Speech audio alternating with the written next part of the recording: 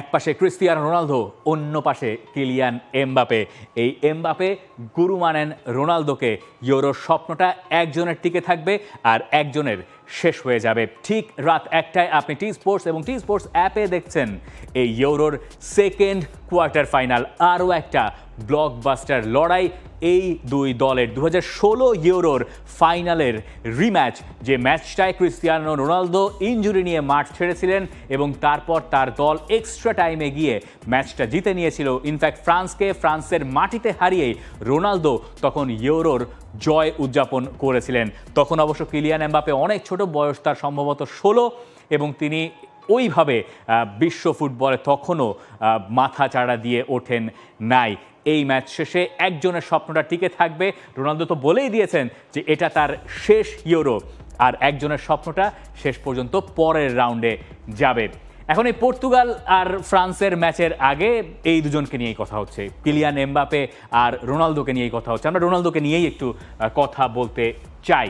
চলছে prediction game নগদ অ্যাপে। প্রেডিকশন করে জিতুন জিক্সার বাইক, টিভি, স্মার্টফোন সহ আরো অনেক পুরস্কার। এই যদি হয় পর্তুগালের প্রবাবল 11, এবং আমরা ধরেই নিচ্ছি 4-3-3-তে আরও একবার পর্তুগাল যাচ্ছে। কথা হচ্ছে যে এই ব্রুনো ফার্নান্দেজ, এই ভিতিনিয়া, পালিনিয়া, এদেরকে নিয়ে রবার্তো মার্টিনেজের দল এখনো পর্যন্ত কনভিন্সিং একটা ম্যাচও কেন খেলতে পারলো না? এই একই প্রশ্ন আপনি ফ্রান্সের যখন ওই ব্যাপারটা নিয়ে আলোচনা হবে তখনও রাখতে পারবেন। দুই দলই এমন একটা সময় মুখোমুখি হচ্ছে যখন কেউই আসলে সেরা ফর্মে নাই। এই কারণে এই ম্যাচটা প্রেডিক্ট করা আরও বেশি কঠিন। এখন কথা হচ্ছে ওই রোনালদোকে নিয়ে, যে রোনালদোর এই দলে কতখানি দরকার আছে। এই প্রশ্নটা অনেকেই তুলছেন, ইউরোপিয়ান ফুটবলের অনেক অ্যানালিস্ট অথবা অনেক পাণ্ডিত, তারা এই প্রশ্নগুলো তুলছেন। কিন্তু ক্রিস্টিয়ানো রোনালদো ছাড়া পর্তুগালের এই দলটাকে কি এখনও চিন্তা করা যায়? পর্তুগালের সম্ভবত ইতিহাসের সবচেয়ে সেরা ফুটবলার, আর কিছু না হোক ইউসেবিও আর ক্রিস্টিয়ানো রোনালদো তো পর্তুগালে একসঙ্গে থাকেন, এবং পর্তুগালের লোকেরা রোনালদোকে যে চোখে দেখেন, এবং এও যদি আপনি বাদ দেন, আপনি যদি মাঠের কথাও হিসাব করেন, রোনালদো ধরেন নাই, তাহলে রোনালদোর জায়গায় কে আছে? বদলি হিসেবে গনসালো রামোস, কিন্তু তার যে ক্যারিয়ার সেটা কি রোনালদোর চেয়ে ভালো? আপনি রোনালদোকে না খেলিয়ে যাবেন কোথায়? এবং এই প্রশ্নই বারবার যখন করা হচ্ছে, তখন পর্তুগালের এই দলের পক্ষ থেকে এই উত্তরটাই দেওয়া হচ্ছে যে রোনালদোকে ছাড়া, তাদের ক্যাপ্টেনকে ছাড়া তারা এই দলটা কল্পনা করতে পারেন না। রোনালদো আগের ম্যাচে যাই করুন, হয়তো তিনি কান্নায় ভেঙে পড়েছিলেন, হয়তো তিনি পেনাল্টি মিস করেছেন, তার চেয়ে বড় কথা ইয়ান ওব্লাক দুর্দান্ত একটা সেভ করেছেন। এই সব কিছু ছাপিয়েও রোনালদোর এই দলটায় প্রয়োজনীয়তা খুব বেশি পরিমাণে আছে।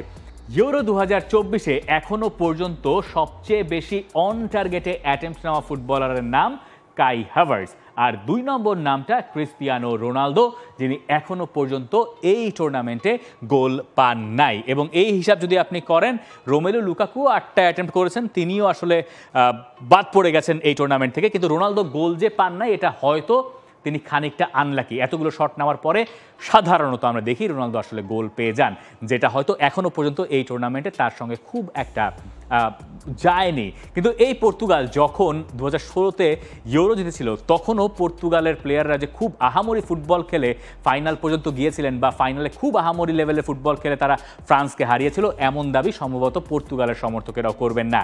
এই কারণেই পর্তুগালের আশাহত হওয়ার কোনো কারণ আসলে নাই। দেখুন আপনি রবার্তো মার্টিনেজ কি বলছেন ম্যাচ শেষে, মানে তিনি বলার চেষ্টা করছেন ওই স্লোভেনিয়ার সঙ্গে যে ম্যাচটা, এর পরের ঘটনা। ম্যাচ শেষে আমি রোনালদোকে ধন্যবাদ জানিয়েছি, আমাদের ক্যাপ্টেনকে নিয়ে আমরা গর্বিত, আমাদের ড্রেসিং রুমও খুশি। আমার মনে হয় আমাদের সবার জন্য একটা শিক্ষা ছিল ওই ঘটনা। জীবন আর ফুটবল আপনাকে কঠিন সব মুহূর্তের ভেতর দিয়ে নিয়ে যায়। যেভাবে সে পুরো ব্যাপারটার সঙ্গে মানিয়ে নিয়েছে, সেটাই দেখিয়েছে কেন পর্তুগাল তাকে নিয়ে গর্ব করে, এবং পর্তুগাল রোনালদোকে নিয়ে আরও একবার গর্ব করবে যদি রোনালদো এই ম্যাচটা বের করে আনতে পারেন তার দলের জন্য। কিন্তু রোনালদোর যে সমস্যাটা আসলে এই ম্যাচে হতে পারে, সেটা হচ্ছে তার প্রতিপক্ষ সেন্টার ব্যাক কারা। তার প্রতিপক্ষ সেন্টার ব্যাক হচ্ছে সালিবা আর উপামেকানো, যারা সাধারণত খুব একটা ভুল করেন না এই টুর্নামেন্টে, অন্তত পক্ষে তারা খুব বেশি ভুল করে নাই। ফ্রান্স একটাই গোল কনসিড করেছে এই টুর্নামেন্টে এখনো পর্যন্ত, সেটাও একটা স্পট কিক থেকে, একটা পেনাল্টি কনসিড করেছিল ফ্রান্স, সেখান থেকে তারা গোলটা খেয়েছে। এই ছাড়া ফ্রান্স গোল খায়নি।